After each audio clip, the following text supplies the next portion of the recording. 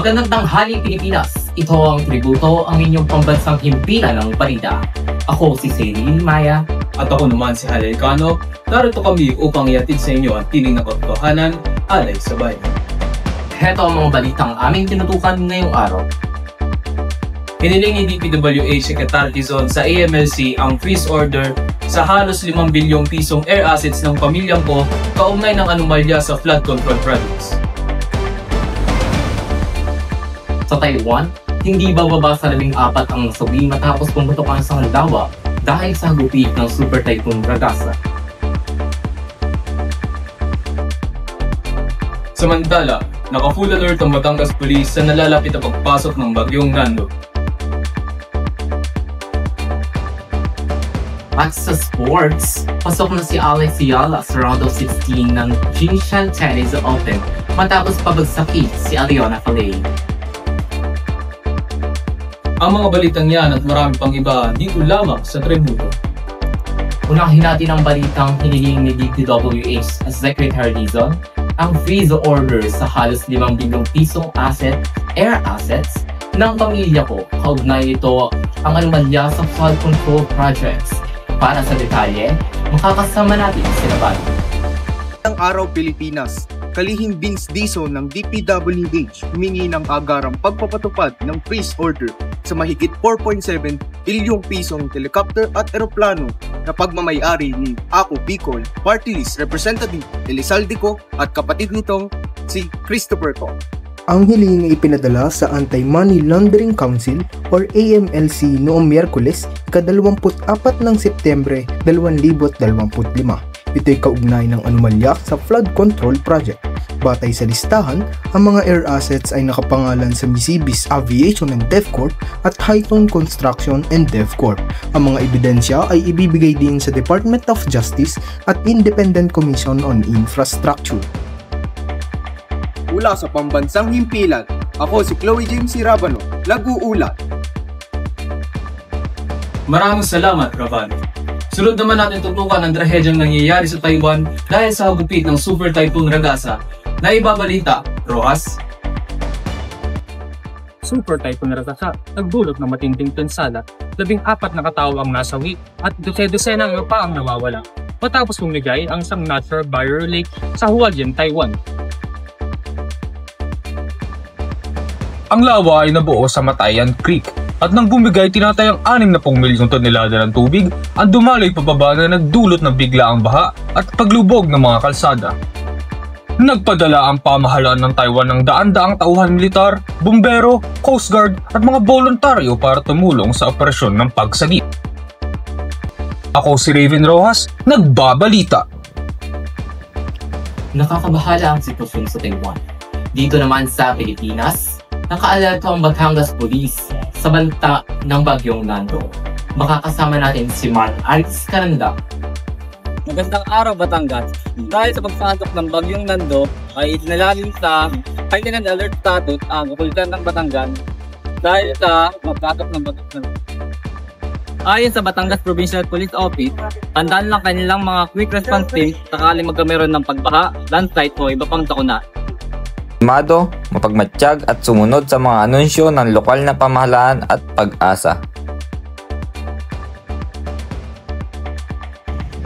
Mula rito sa lalawigan ng Batangas, ako si Mark Aris Carandang, nag-uulat. Salamat, Mark. Ngayon naman, isang ulat ukol sa wika at batas. Panoorin natin ang ulat ni John Tristan Marasigan. Tampok sa isang artikulo ng Rappler ang malalim na pagsusuri sa paggamit ng terminong conflict of interest o salungat ng interes sa pandinig ng mga kongreso. Ayon sa ulat, mas pinipili ng mga mambabatas na gamitin ang Ingles na termino dahil sa bigat at lawak ng kahulugan nito sa larangan ng batas. Kapag naisalin ang salitang salungat, mas madali itong maunawaan, subalit mas komplikado ang hiram ng salitang interes. Iginiit ng artikulo na ngayon ay mas malalim at mas mabigat na ang konsepto ng conflict of interest sa legal na pananaw. Para sa Rappler Report, John Tristan Marasigan, nag-uulat. Mula sa wika at batas, tumako naman tayo sa magulong sports kung saan nakatuloy ang pag-arangkada ng mga Pilipino. Magandang araw, Ka-Uberna. Natin natin magandang balita mula sa International Tennis League. Patuloy ang magandang takbo ng kampanya ng ato ng Pilipinas na si Alex Sayal sa Junction Tennis. Matapos talunin ng Belarusian na si Alyona Falay, pumasok na siya sa round of 16 sa score na 6-3 at 7-5. Mula naman sa tennis court, lumipat tayo sa hardcourt ng kolehiyo, kung saan tampok ngayon na mas matitinding bakbakan sa UAAP Season 88 Women's Basketball. Bit-bit ng ilang manlalaro ang kanilang karanasan mula sa pagsabak sa Gilas Pilipinas Women. Ang exposure nila sa international stage ay nagbigay ng dagdag na kampiyansa at mas mataas na antas ng laro. Sina Alex Ayala at ang mga batang bituin ng UAAP Women's Basketball ay hindi lamang simbolo ng husay, kundi inspirasyon ng pagmamahal sa bayan. Ako si Trina Salazar para sa Sports Patrol. Inspirasyon talaga ang ating mga atleta. Ngayon naman, isang aktres ang nagbigay inspirasyon sa kanyang matapang na paninindigan.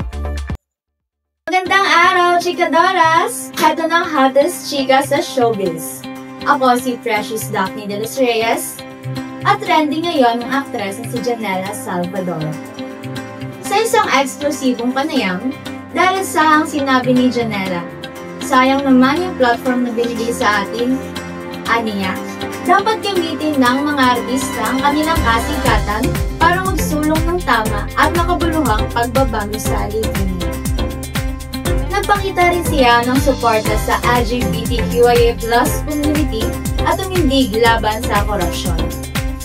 Agad na umani ng papuri online ng kaniyang matapang na pahayag at marami ang nagsabi na inspirasyon siya. At iyan ang chika natin ngayong araw, Janela Salvador, matapang na nagsalita laban sa corruption at patuloy na tumitindig para sa LGBTQIA+ representation. Hanggang sa susunod na chikahan, dito lang sa inyong paboritong program.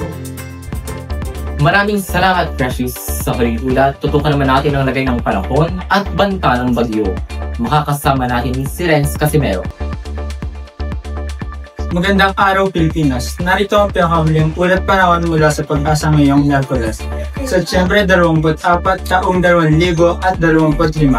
Namataan si severe tropical storm nando sa layong higit kumulang 680 km silangan ng bayan ng Surigao City. Kasabay nito, nakakapekto rin ang hanging bagat na nagdadalang mga pag-ulan sa malaking bahagi ng Luzon at Visayas. Inaasahan din makakaranas ng malakas na pag-ulan ang Eastern Samar, Northern Samar at Samar. Paminsan-minsan din pag-ulan sa Zambales, Bataan, Occidental Mindoro. Apektado rin ang Metro Manila kung saan posibleng makaranas ng flash flood lalo na sa mababang lugar. Pinapayuhan ng publiko na matiling alerto at sumubaybay sa mga bisa ng Pag-asa. Mahalaga rin maghanda ng mga gamit pang emergency. Ako si Renz Casimero, nag-uulat para sa Tributo. Muli, huwag kalimutang maging ligtas at sumunod sa abiso ng inyong mga lokal na pamahalaan. Tandaan, ang paghahati ng tapat at makapuluhang balita ang aming tungkulin. Patuloy tayong maging tinig ng katotohanan. Nagpapasalamat kami sa inyong pagsubaybay. Ito si Denya Saigilmaya at ako naman po si Halson Realcano. Hanggang bukas, kapamilya!